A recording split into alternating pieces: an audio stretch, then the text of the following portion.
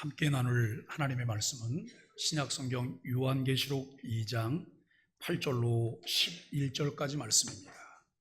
요한계시록 2장 8절로 11절까지 말씀, 제가 말씀을 읽을 때 11절 말씀은 함께 말씀을 읽도록 하겠습니다. 서문화의 교회 사자에게 편지하라. 처음이며 마지막이요 죽었다가 살아나신 이가 이르시되 내가 내 환난과 궁핍을 알거니와 실상은 내가 부유한 자니라. 자칭 유대인이라는 자들의 비방도 알거니와 실상은 유대인이 아니요 사단의 회당이라. 너는 장차 받을 고난을 두려워하지 말라. 볼지어다 마귀가 장차 너희 가운데서 몇 사람을 옥에 던져 시험을 받게 하리니 너희가 10일 동안 환난을 받으리라. 내가 죽도록 충성하라. 그리하면 내가 생명의 멸류관을 내게 주리라. 귀 있는 자는 성령이 교회들에게 하시는 말씀을 들을지어다. 이기는 자는 둘째 사망의 해를 받지 아니하리라. 아멘. 이 시간은 우리 에이렌의 양상물이 하나님 앞에 준비된 찬양을 드리도록 하겠습니다.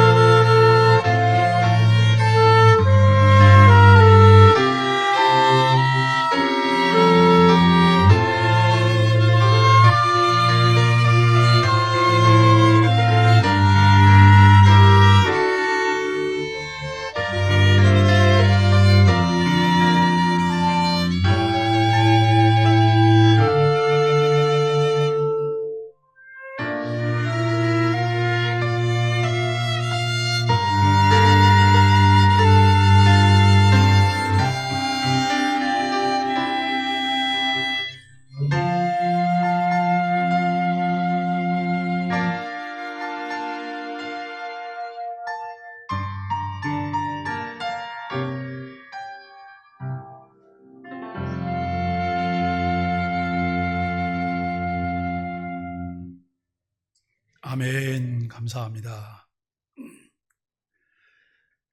오늘 우리는 요한계시록 2장 8절로 11절까지 말씀을 본문으로 와요. 서머나 교회라고 하는 주제로 함께 말씀을 나누려고 합니다. 우리 말씀을 나누기 전에 양쪽 옆으로 앞뒤로 눈동자를 좀 바라보시면서 함께 인사하겠습니다. 여호와께서 너를 지켜주시기를 원합니다. 여호와께서 내게 평강 베푸시기를 원합니다. 내게 은혜 베푸시기를 원합니다.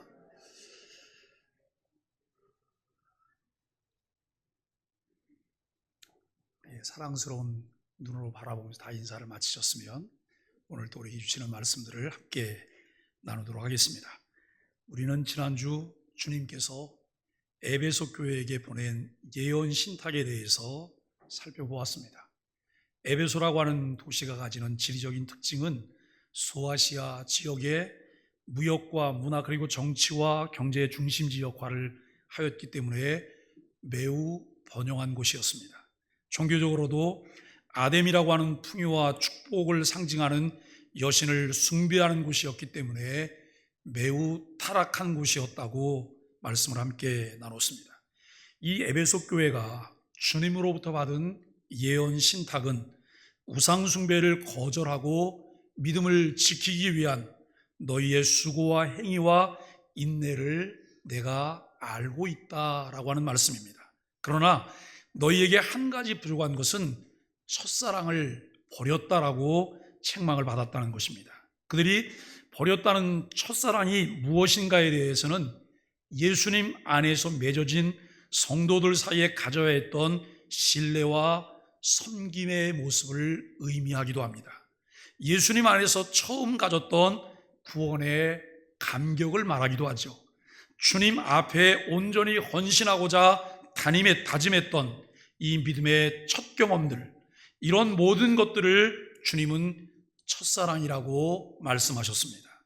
에베소 교회에게 너희가 이런 은혜의 첫 경험을 버렸다고 책망했습니다. 그런데 중요한 것은 어떻게 하다가 잃어버린 것이 아니라 의도적으로 버렸다는 거예요. 의도적으로 선을 그었다고 하는 것을 우리가 알게 됩니다. 그러면서 그들에게 권고하시기를 너희가 어디에서 떨어졌는지 생각하고 회개하라. 그리고 첫사랑을 회복하라고 권고하셨던 것을 살펴보았는데 여러분 잘 기억하고 계신가요? 한 주간 동안 주일날 말씀 나눴던 것들을 묵상하고 되새김질하고 생각하면서 그 말씀대로 우리가 잃어버렸던 이제 첫사랑을 회복하려고 하는, 내가 버렸던 첫사랑을 회복하려고 하는 그런 마음으로 사셨는지요? 그러다가 어제 토요일날 교회가 어김없이 지난주일 설교 다시 듣기 문자를 보내드립니다. 그리고 오늘 본문이 무엇인지 미리 보내드리면서 본문을 미리 읽어보세요, 아주 친절하게 안내를 하시는데, 여러분 그러다 보면 지난주일 설교 다시 듣기를 통해서 다시 한번 되새김질하고 우리는 그 설교를 마음에 두고 오늘 예배를 드리는 거예요. 지난주일 첫 번째 에베소 교회, 오늘 두 번째 서머나 교회를 통해서 무엇을 말씀하시려나, 이 말씀이 오늘 내게, 우리 교회에, 우리 가정에 주시는 하나님의 말씀이다 라고 하는 마음으로 우리가 말씀을 되새김질하고 또 말씀을 묵상하게 되는 것입니다. 성경 외 자료들 가운데서 발견되는 가장 이른 시기의 순교 이야기는 폴리갑이라고 하는 교부에 관한 이야기입니다. 그는 본래 사도 요한의 제자였는데 요한이 죽은 후에는 서머나 교회의 감독이 되었습니다. 주 155년 폴리갑은 시 관료들 앞에 끌려가 무신론자라고 하는 죄목으로 고발을 당했습니다. 무신론자? 아니, 서머나 교회 감독인데 그분의 제목이 무신론자라니, 이 부분을 좀 곰곰이 생각을 한번 해봤으면 좋겠어요. 어떻게 그리스도인이 신의 존재를 믿지 않는다는 혐의를 받을 수 있는지 의아해할 수 있지만 그 혐의가 사실 어떤 면에서는 말이 되기도 한다라고 하는 것을 생각합니다. 그리스도인들은 고대 그리스인과 로마인들이 숭배했던 여러 신들을 믿지 않았습니다. 그와 같은 이유에서 무신론자로 여겨졌던 것이죠. 그리스도인들이 다른 신들을 섬기는 것 때문에 곤란을 겪게 된 것이 아닙니다.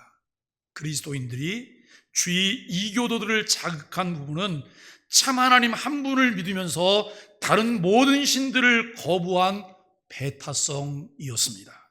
그래서 그리스도인들의 지도자이자 서머나교의 감독이었던 폴리갑은 무신론자라고 하는 제목으로 화형에 처해지게 되었습니다. 이 비극적인 사건이 일어날 당시 폴리갑의 나이는 86세였습니다. 그래서 서머나의 한 관료는 이 늙고 연약한 그리스도인들의 지도자를 보고 측은한 마음이 들었고 그가 고통스러운 사형을 피할 방법을 찾아보려고 했습니다. 그래서 폴리갑에게 제안을 해요. 이런 제안을 했습니다. 그저 황제가 주님이시다. 황제가 주님이시다라고 한마디만 하고 황제 형상에 받쳐진 이 제단에 분향하는 것이 어떻겠습니까? 그러면 당신을 보내드리겠습니다. 생명과 바꾸자는 얘기예요. 당신 생명을 살려줄 테니 당신이 지키고 있는 그 신앙을 한번 접어보세요. 그리고 황제가 주님이라고 고백하고 거기에 분향하세요. 이때 폴리갑이 아주 유명한 말을 해요. 영원토록 순교자로서 남을 만한 말로 그가 응답을 해요. 저는 86년 동안 그리스도를 섬겼고 그분은 저에게 단 한 번도 해를 끼치신 적이 없습니다. 그런데 제가 어찌 저를 구원하신 왕을 모독하겠습니까? 초지일관적인 변함없는 신앙을 유지하는 폴리갑의 모습을 우리가 보게 됩니다. 폴리갑의 순교 이야기는 7편의 설교 중 두 번째 예언신탁 서머나교회를 향한 설교를 이해하는 데 도움이 됩니다. 폴리갑처럼 서머나교회 성도들은 그리스도를 믿는 신앙 때문에 박해를 받았습니다.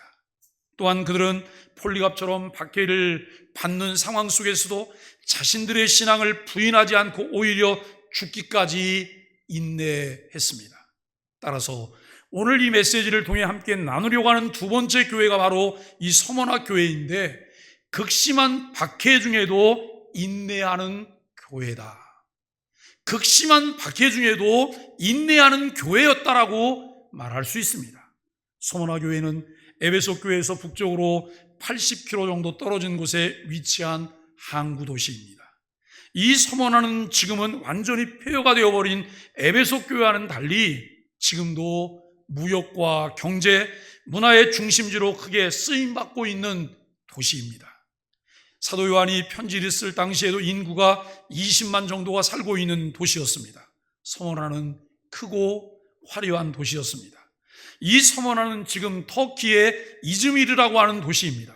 서머나라고 하는 말은 이 향료인 미르를 의미합니다. 이 미르라고 하는 향료는 집안에 배어있는 냄새를 제거하는 데 사용하기도 하고 시체에 넣는 방부제 역할을 하기도 합니다. 엄청난 핍박과 고통 속에서도 믿음을 지키기 위해 최선의 노력을 다한 서머나 교회의 모습을 우리가 보게 되는데요. 이 교회의 모습은 썩어질 세상 안에서 모든 것을 새롭게 하는 방부제 역할을 충분히 감당한 아름다운 교회였고 세상에 하나님의 영광을 드러내는 향기로운 향유와 같은 교회였습니다. 이 서머나 교회는 누구에 의해서 언제 어떻게 세워졌는지는 정확하게 알 수가 없습니다. 다만 추측하기는 사도행전 19장 에베소 교회를 중심으로 3년 가까이 선교 사역에 온 정성을 기울였던 바울 선교의 한 열매였을 것이라 라고 추측을 해봅니다. 그렇습니다. 하나님을 향한 믿음이 남달랐던 이 서머나 교회는 우리가 알고 있는 바와 같이 매우 신앙이 건전한 교회였고 영적으로 성숙한 교회였습니다. 왜냐하면 이 서머나 교회에 보낸 예언 신탁에서 질책과 책망의 글은 찾아볼 수가 없습니다. 7교회 보낸 그 예언 신탁들을 보면 서머나 교회가 굉장히 짧아요, 내용이. 왜냐하면 칭찬밖에 없으니까요. 아주 짧은 내용의 메시지가 전달되고 있어요. 위로와 격려, 그리고 믿음으로 이길 경우 주시겠다고 하는 축복의 내용만 있는 것으로 보아서 귀감이 될 만한 좋은 모델이었다라고 하는 거예요. 이곳 역시도 다른 도시와 마찬가지로 황제 숭배를 비롯한 우상 숭배가 가득한 곳이었기 때문에 영적인 분위기는 너무나도 험악하고 거친 그런 지역이었습니다. 특히 그곳에는 많은 유대인들이 살고 있었고 그들은 경제적으로 부유하여 로마와 결탁하고 조직적으로 기독교인들을 박해하는 일들을 그들이 했다는 것이죠. 유대인들이 이제 기독교를 박해하고 말살하려고 하는 이유는 유대교에 입교하던 사람들이 예수 그리스도를 주로 고백하며 그리스도인이 되는 사례가 많았기 때문입니다.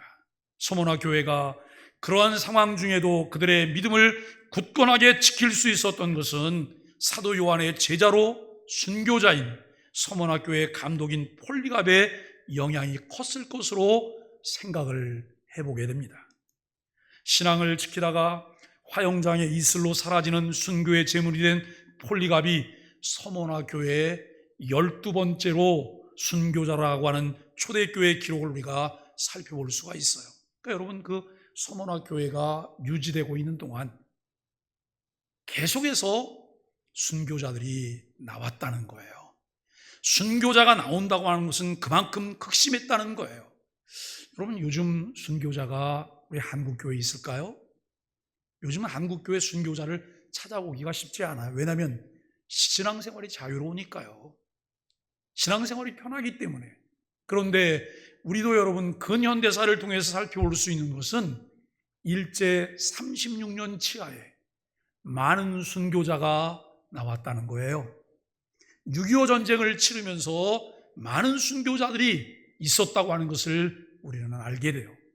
왜 여러분 그들이 순교했을까요?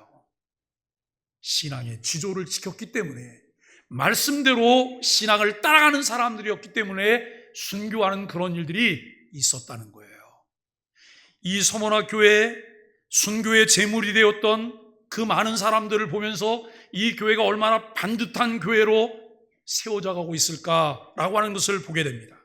자신의 생명을 조금도 귀한 것으로 여기지 않고 지켜낼 수 있는 신앙적 가치를 성경 속에서 발견했던 것이죠.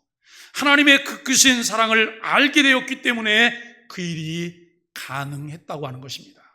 우리는 복음서에서 밭에 감추인 보화 이야기를 발견하게 돼요. 하나님의 나라는 마치 밭에 감추인 보화와 같다라고 말을 해요. 가나안에서 자기 땅을 갖지 못한 어느 농부가 다른 사람에게 땅을 빌렸습니다. 농사를 짓습니다. 그리고 밭을 가려고 밭을 메고 있습니다. 그런데 뭔가 덜컹 밑에서 걸리는 게 있습니다. 땅을 파보고 그것을 열어보았더니 그 안에 엄청난 보화가 들어있습니다. 농부는 순간 고민했을 것입니다.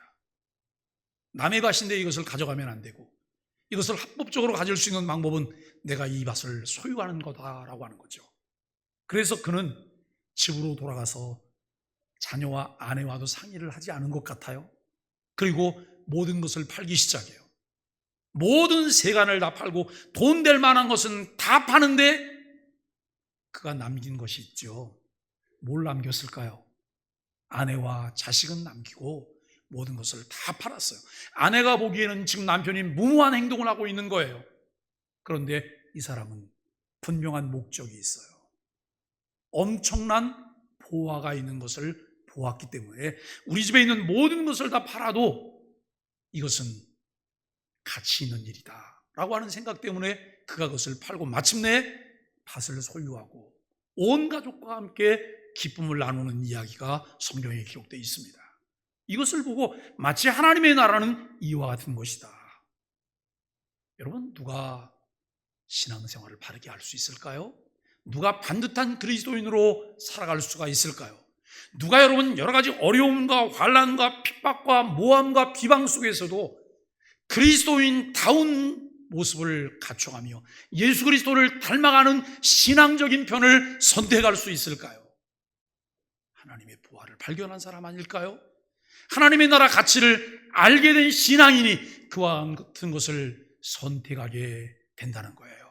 오늘 서문학교에 많은 사람들이 이 일이 가능했다고 하는 것을 알게 됩니다.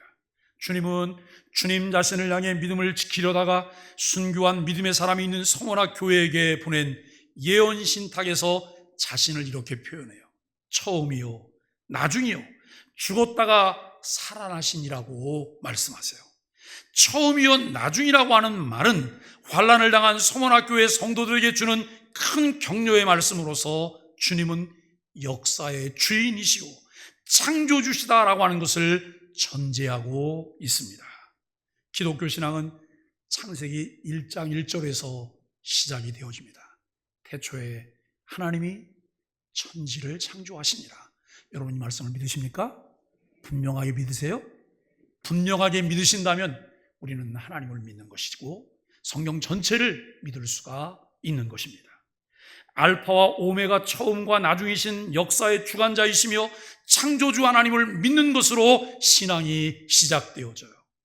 요한계시록 1장 8절에서 주님은 자신을 알파와 오메가요, 전에도 있었고 장차 올 전능자라고 말씀하신 적이 있습니다.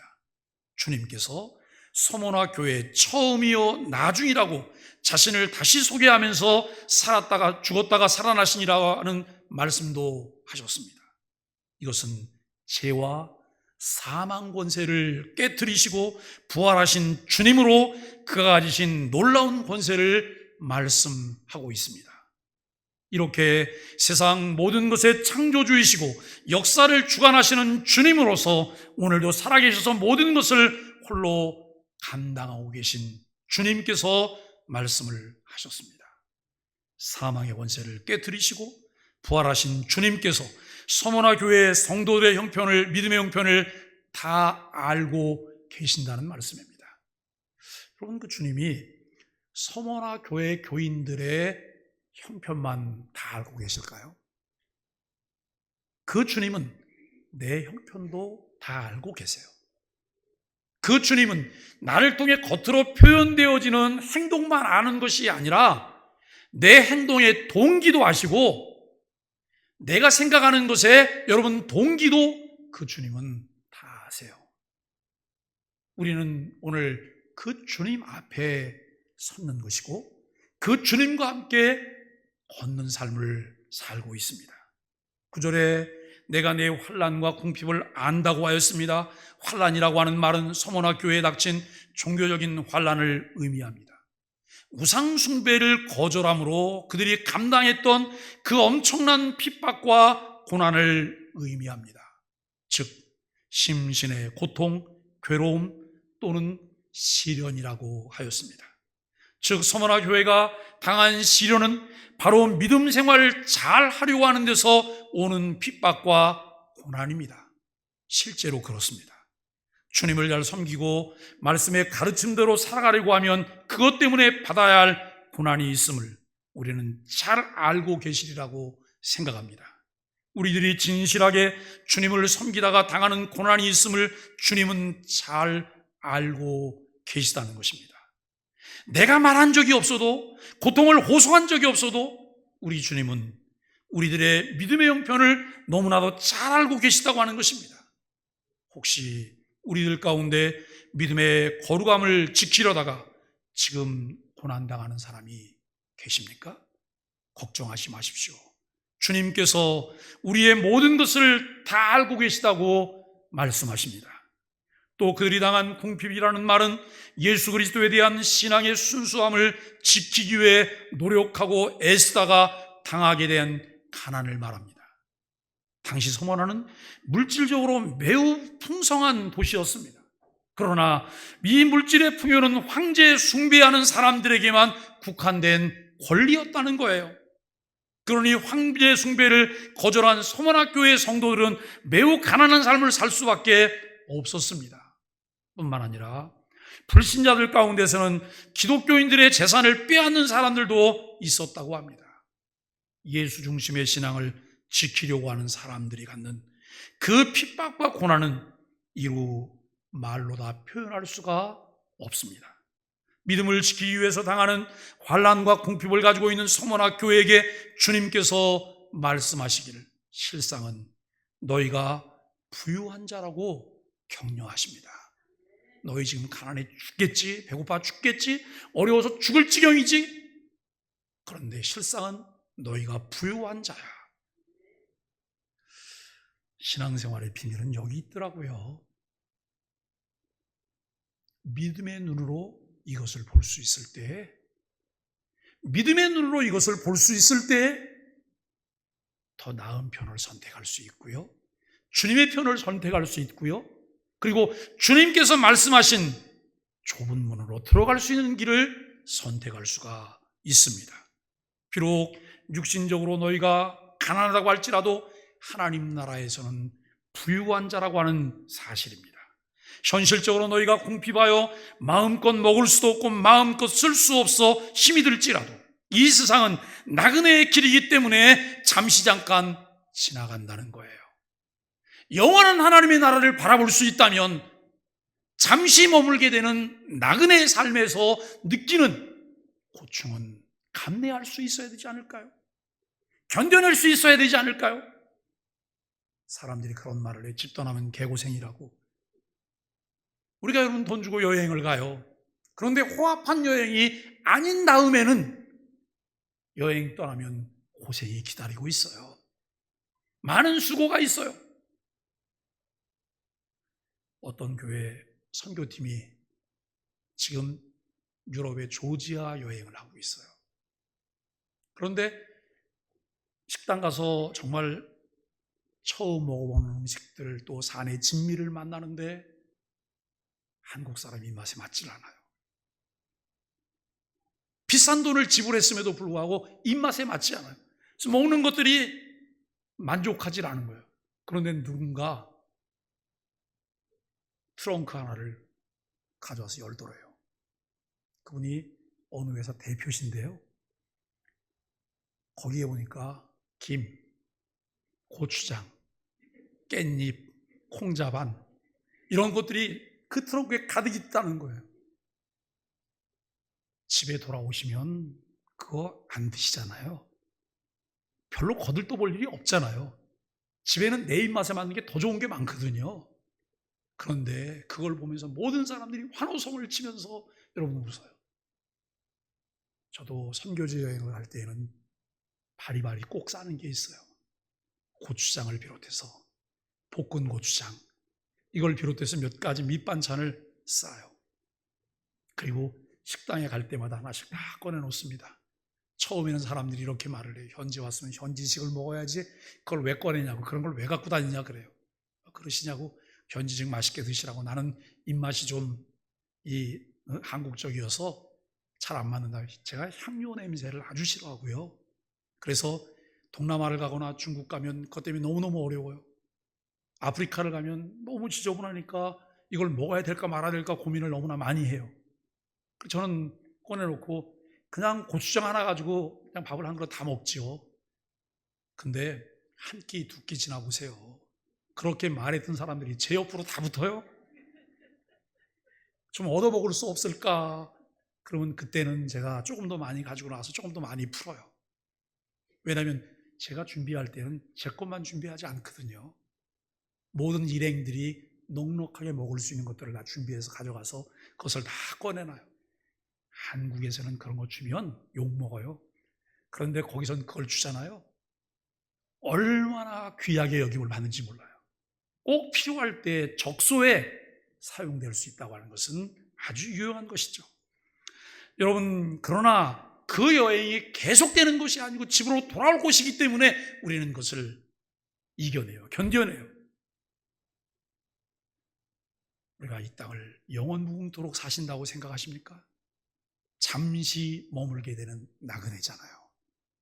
영원한 하나님의 나라를 소망하세요.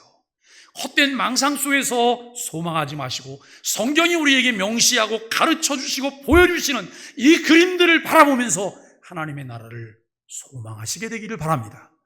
하나님의 나라를 소망하지만 내가 여러분 잘못된 선택을 하면 JM에서 들어갈 수도 있어요.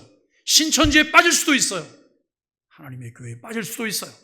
다른 이단 사이에 빠져서 여러분 모든 것을 패가망신하게 될 수도 있어요. 분별하셔야 돼요. 우리를 영적으로 잘 인도하기 위해서 있는 지도자들을 신뢰하시고 지도자와 함께 상의하시고 지도자들을 통해서 하나님의 말씀에 대한 바른 가르침을 받게 되기를 바랍니다. 누가복음 12장 13절 이하에 한 어리석은 부자의 비유가 나옵니다. 그에도 농사가 얼마나 잘 되었는지 그는 스스로 만족하면서 잘 먹고 잘 놀고 잘 쉬자. 인간 욕망의 모든 것을 다 보여주고 있는 세 마디예요. 잘 먹고 잘 놀고 잘 쉬자. 그 다음에는 뭐예요? 죽자. 죽자. 그 다음이 뭔지도 모르고 죽자예요. 하나님은 이 사람을 가리켜서 어리석은 자여 오늘 밤에 내 영혼을 도로 찾으리니 그리하면 예비한 것이 네 것이 되겠느냐고 말씀을 하세요. 뭐 하나님하고 별로 이렇게 친한 것 같지도 않고 교제도 없는 건데 하나님이 대본에 하시는 말씀이 어리석은 자요라고 말을 해요. 성경은 이 사람을 하나님께 부요하지 못한 사람, 어리석은 부자라고 말해요. 성경은 이 사람을 어리석은 사람이라고 말하고 있습니다. 마치 모든 것에 자신이 주인인 듯 착각하는 모습을 봅니다. 부요한 세상에서 가난하게 산다고 하는 것은 결코 쉬운 것이 아닙니다. 그래도 당당하게 사십시오. 무엇이 더 가치 있는 것인지를 생각하며 일시적인 것 때문에 비굴해지거나 자신의 양심을 파는 어리석음을 선택하지 마십시오. 신앙의 정도를 걸어가며 믿음으로 살아갑시다. 때를 따라 우리를 도우실 하나님께서 우리의 필요를 채워주시길 하나님 앞에 기도할 수 있기를 바랍니다. 사실 사람들은 내가 가진 물질이 부족하면 의욕이 떨어진다고 불안해합니다. 주님께서 이런 사람의 마음을 미리 아시고 서머나교회 성도들에게 말씀하시길 장차받을 고난을 두려워하지 말라고 말씀하십니다. 마귀가 너희 교인들 가운데 몇 사람을 옥에 던져 시험을 받게 할 것이며 교회 전체는 10일 동안 환난을 받게 될 것이라고 하였습니다. 여기서 마귀라고 하는 것은 구체적으로 로마의 앞잡이가 되어서 기독교를 대적하는 유대인들을 의미하기도 해요. 사람은 사람인데 무슨 짓을 해요? 마귀 짓을 해요. 마귀와 동업해요. 마귀가 시키는 대로 해요. 네 안에 성령님이 내주에 계시면 성령님의 가르침에 순종하는 거예요. 성령님의 가르침에 순종하고 성령님이 근심하실 만한 일인지 기뻐하실 만한 일인지를 분별해요. 그런데 내주에 계시는 성령님을 의식하지 않고 내 안에 둥지를 틀고 자리 잡기를 원하고 자리 잡고 있는 마귀의 속삭임에 아무 생각 없이 여과 없이 내 마음을 다 내어줘요.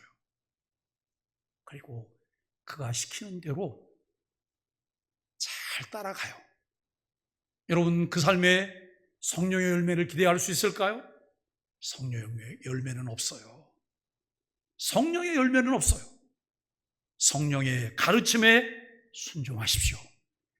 성령님을 근심시키지 않게 되기를 바라고 하나님이 기뻐하시는 것이 무엇인지를 분별할 수 있게 되기를 바랍니다.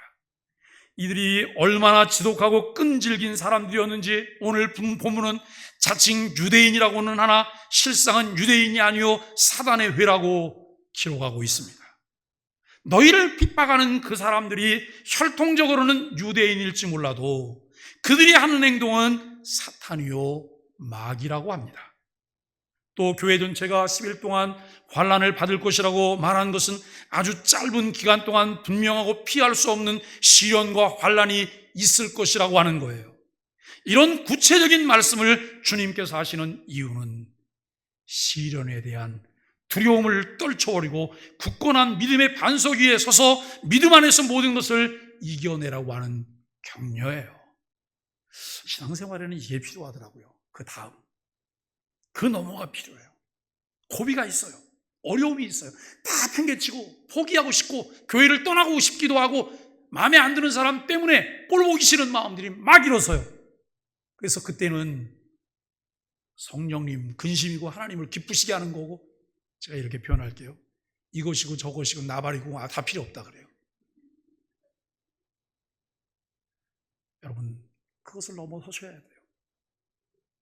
그것을 넘어서시면 그 다음에는 또 다른 게 보여요. 그것이 우리 앞에 장벽처럼 가로막고 있어서 우리는 한 발자국도 나갈 수가 없어요. 그런데 이것을 넘어서시면 또 다른 길이 우리 앞에 펼쳐져 있어요. 신앙의 점진적인 성장은 그렇게 가는 거예요. 어떤 경우에도 주의 말씀을 붙잡고 말씀이 격려하는 대로 그 말씀을 쫓아가는 것이 우리에게 필요해요. 박해와 환난의 위기에 직면해 있는 서만학교의 성도들에게 주님께서 주시는 축복의 약속은 내가 충성하라고 말을 해요. 어떻게 충성하라고요? 죽도록 충성하라 그래요. 죽도록 충성하라. 그러면 내가 내게 생명의 면류관을 주리라라고 말씀하세요. 사도행전 1장 8절에 보면 오직 성령이 너희에게 임하시면 너희가 권능을 받고 예루살렘과 온 유대와 사마리아 땅끝까지 이르러서 뭐가 되라고요? 증인이 되라고요. 증인이 되라고 하는 말 속에도 순교라는 의미가 포함되어 있어요. 충성할 때 충성을 위해서 죽도록 충성하라는 거예요. 우리는 옛날에 그런 말도 썼어요. 좀 먹을 때 힘까지 다, 좀 먹을 때 힘까지 다 끌어낸다 그래요. 온 힘을 다한다는 말이에요. 왜요? 가치가 있으니까요. 그럴만 하시니까 내게 위기가 찾아오고 어려움이 찾아오지만 그 어려움 가운데서 내가 젖 먹을 때 힘까지 다 끌어내고 와서 위기를 넘어서는 거예요. 그리고 충성하시되 죽도록 충성하시는 거예요. 부담 없이 교회 다니고 싶으시죠? 마귀는 늘 그렇게 말을 해요. 예, 부담 없이 다녀야지. 부담 없이 마귀와 동업하고 싶으세요? 성경은 절대로 부담 없이 신앙생활하라고 말하지 않아요. 아무든지 나를 따라오려거든 자기를 부인하고 자기 십자가를 지고 나를 좇을 것이니라 라고 말을 해요. 자기 십자가를 지고 나를 좇을 것이니라, 나를 부인하라라고 하는 말이 무슨 말이에요? 자기 자아에 꿈틀거리는 욕망들을 부인하라는 거예요. 내 속에 꿈틀거리는 욕망, 자아는 뭐라고 말하냐면 자존심이 제일이지라고 말을 해요. 왜 자존심을 꺾냐고. 그런데 예수님은 그거 내려놓으라고 말씀하세요. 그거 꺾으라고 말씀하세요. 그 앞에 있는 더 큰 가치를 내가 바라볼 수 없다면, 믿음의 눈으로 그것을 바라볼 수 없다면 자존심을 왜 내려놓습니까? 지켜야죠. 그런데 그 자존심을 지키는 것이 교회를 지키는 일일까요? 자기의 욕망을 지키는 일일까요? 교회를 지키는 일이라면 그것은 끊임없이 계속해야 될 것입니다. 그러나 내 욕망을 지키는 것이라면 하나님 앞에 내려놓으실 수 있으셔야 합니다. 여기서 죽도록 충성하라고 하는 말은 신실한 자로 굳게 서라 생명이 빼앗기는 순간에 이른다고 해도 충성하라고 하는 뜻입니다. 모든 권세를 가지신 주님께서 사단이 서문학교회를 시험하도록 허용하시는 것은 그들에게 연단의 시간이에요. 우리는 주님께서 십자가의 대속의 죽음으로 값을 치르고 사신 주님의 사람들입니다. 그 놀라운 사랑을 아는 사람들에게 죽도록 충성하라고 말씀하십니다. 참된 신앙의 가치를 아십니까? 어려움과 환난을 잘 감내하며 흔들림 없이 표대를 향해 달려갈 준비가 되어 있습니까? 그 일을 위해 죽도록 충성할 때 생명의 면류관을 주신다고 말씀합니다. 면류관은 십자가를 짊어진 사람들에게 주어집니다.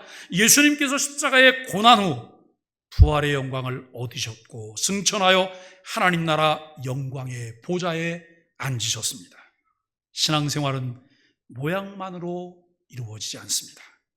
내면의 주를 사랑하는 고백이 없다면 바른 신앙을 선택하여 당하는 현재의 고난을 이길 수 없습니다. 로마서 8장 18절 말씀에서는 우리에게 이렇게 말을 해요. 현재의 고난은 장차 우리에게 나타날 영광과 좋게 비교할 수 없다. 믿음의 눈을 가진 사람은 장차 나타날 영광을 바라보면서 고난을 이겨요. 그런데 믿음의 눈이 없는 사람은 내 눈앞에 있는 일시적인 달콤함과 유혹만을 따라서 걸어가요. 그러다가 영원함이 그에게 주어질 때 천국과는 관계가 없는 지옥의 백성으로 살게 되는 것이죠. 하나님께 끝까지 충성을 다한 사람들은 하나님께서 그들에게 이 세상의 것들과는 비교되지 않는 영화로운 상급을 주신다고 말씀하십니다. 디모데후서 4장 7절 이하에 하나님의 나라 사역을 위하여 온갖 어려움과 고난을 극복한 사도 바울이 자신에게 주신 하나님의 사명을 정리하면서 이렇게 고백했어요. 내가 선한 싸움을 싸우고 나의 달려갈 길을 마치고 믿음을 지켰으니 이제후로는 나를 위하여 의의 면류관이 예비되었도다. 아멘입니다, 여러분. 그런데 이 의의 면류관은 주님의 나타나심을 사모하는 모든 사람에게 준비된 것이라고 합니다. 하나님께서 기뻐하실 충성과 봉사를 다하는 사람에게 기다리는 것이 영원한 생명의 면류관입니다. 서모나 교회, 비록 그들이 받는 고난이 크고 환난이 크다고 할지라도 그들은 그것을 잘 이겨냈습니다. 왜냐하면 처음과 나중이 되시는 우리 주님, 그분이 함께 계시기 때문이에요. 이들이 가졌던 신앙이 바로 임마누엘 신앙입니다. 볼지어다 내가 세상 끝날까지 너희와 항상 함께 있으리라. 이 말씀은 우리에게 주어진 하나님의 약속입니다. 우리의 삶이 곤고하고 팍팍하십니까? 관계에 불편함이 있으십니까? 잘 이겨내십시오. 관계의 불편함을 바라보면 이겨낼 수 없어요. 압사돼 죽어요. 관계의 불편함이 아니라 주님을 보세요. 주님께서, 주님을 통해서 그 관계를 다시 한번 바라보세요. 이겨낼 수 있습니다. 그리스도의 마음으로 이겨낼 수 있습니다. 주님께서 우리와 함께 하십니다. 서모나 교회, 그 교회는 은혜가 있는 교회입니다. 왜냐하면 고난을 당해도 핍박을 받아도 그들은 이 어려움을 어떻게 극복해야 하는지를 알고 있었기 때문입니다. 주님께서는 그들을 만지시며 위로하셨습니다. 그렇습니다. 주님은 핏값으로 사신 그의 백성에게서 눈을 떼지 않으십니다. 주를 위해 믿음으로 사는 그의 백성들을 그냥 버려두지 않으십니다. 사랑하는 소망의 가족 여러분, 오늘 11절 말씀은 귀 있는 자는 성령이 교회들이 하시는 말씀을 들을지어다라고 말씀하십니다. 주의 말씀에 귀를 기울이십시오. 말씀 속에 역사하시는 하나님의 거룩하신 은혜를 경험하십시오. 우리 교회를 향해 말씀하시는 주의 말씀을 따라 살기를 결단하십시오. 하나님을 향한 순수한 믿음을 간직하는 교회가 되기를 간절히 원합니다. 믿음으로 살아가는 우리 모두를 위한 생명의 면류관이 있음을 알고 늘 한결같은 모습으로 주님 안에 있는 우리 교회와 모든 지체들이 되기를 예수 그리스도 이름으로 간절히 축복합니다. 함께 인사하겠습니다.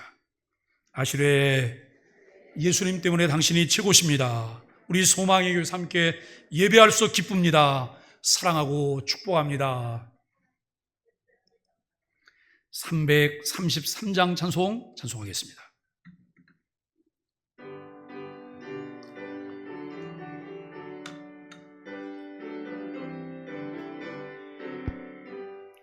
충성하라 주보로 충성하라 주님께 슬픔이나 괴로움이 주의 사랑 못